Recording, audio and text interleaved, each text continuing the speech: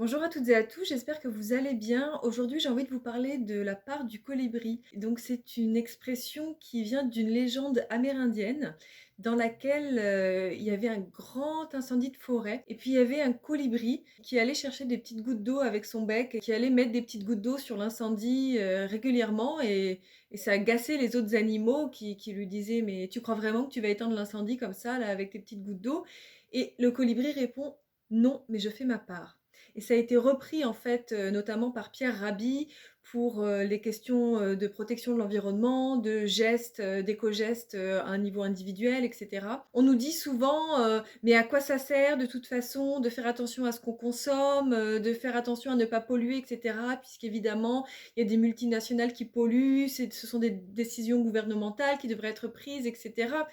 Absolument. Évidemment qu'il devrait y avoir des décisions très importantes qui devraient être prises à un niveau gouvernemental. Évidemment que nous ne sommes pas les plus gros pollueurs, mais c'est pas parce que nous sommes les plus gros pollueurs, c'est pas parce que nous sommes les pires que nous devons juste ne rien faire en fait.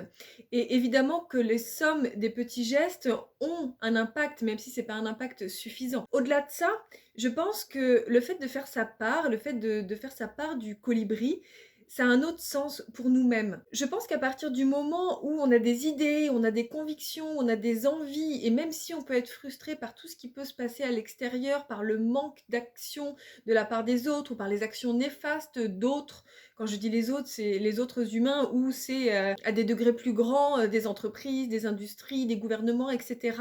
Je pense que si nous-mêmes, nous sommes en accord avec ce que nous faisons, avec nos petits gestes, ça nous permet d'être alignés, ça nous permet d'être plus en paix et c'est quelque chose de très agréable en fait. Et je pense qu'évidemment la part du colibri, ça ne s'applique pas seulement aux éco-gestes, ça ne s'applique pas seulement à la protection de l'environnement, ça s'applique à tout ce que l'on peut faire en fait au quotidien, tous les petits gestes qui peuvent apporter de la lumière, du réconfort, la protection de l'environnement, de la nature, la protection d'une personne, l'engagement auprès d'un groupe ou d'une personne et parfois, ne serait-ce qu'un petit mot qui va être dit à quelqu'un, qui va être dit avec authenticité, avec sincérité, avec le cœur et cetera. Le fait d'être souriant, d'être poli, le fait de cultiver une joie au quotidien, mais finalement, ça peut avoir un impact immense, ne serait-ce que sur une personne et si ça a un impact immense, ne serait-ce que sur une personne, mais moi je trouve que c'est déjà beaucoup et si on est beaucoup de petits colibris comme ça, à essayer au quotidien de cultiver la joie, la bienveillance, de faire attention à ce qu'on achète, aux actions que l'on entreprend, à ce que l'on dit, à la manière dont on le dit, à la manière dont on consomme, est-ce qu'on pollue beaucoup ou pas,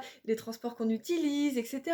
Mais je pense que déjà, ça entretient un climat qui est beaucoup plus agréable et quand on est beaucoup à être comme ça, quand on a un entourage comme ça qui est dans cette démarche d'essayer de faire sa part et d'essayer de la faire au mieux possible et sans être dans le jugement des autres, sans s'auto-juger tout le temps en disant que c'est pas assez, que qu'on devrait faire plus ou que là, bon, on a fait quelque chose qu'on n'aurait pas dû et cetera. Sans être tout le temps en train de se taper sur les doigts ou de critiquer les autres, juste d'être dans la bienveillance, d'essayer de faire ce qu'on peut avec ce qu'on a, comme on se sent et cetera. Donc de faire vraiment sa part du colibri donc je pense qu'en fait, c'est déjà beaucoup.